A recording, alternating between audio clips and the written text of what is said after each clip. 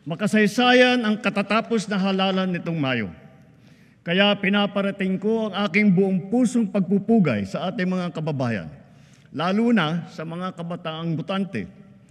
Sa atin lahat dito, isang tabi na natin ang ating pagkakaiba at magkasundo na sa tatlong bagay na nagbibigkis sa atin. Sa ating pagiging Pilipino, ang ating pagiging makabansa, at ang ating sinumpang tungkulin sa taong bayan. Malinaw sa akin ang mensahe ng naging resulta ng halalan. Bigo at dismayado ang mga tao sa pamahalaan, lalo na sa mga pangunahing serbisyo. Ang leksyon sa atin ay simple lamang. Kailangan pa natin mas lalong galingan. Kailangan pa natin mas lalong bilisan. Kung datos lang ang pag-uusapan, maganda ang ating ekonomiya, tumaas ang kumpiyansa ng mga negosyante.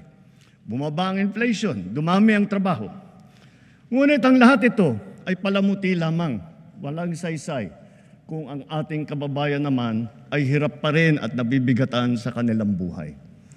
Kaya sa huling 3 taon ng administrasyon, ibubuhos pa natin ang lahat-lahat, hindi lamang upang mapantayan, kundi mahigitan pa ang pagbibigay ginhawa sa ating mga kababayan.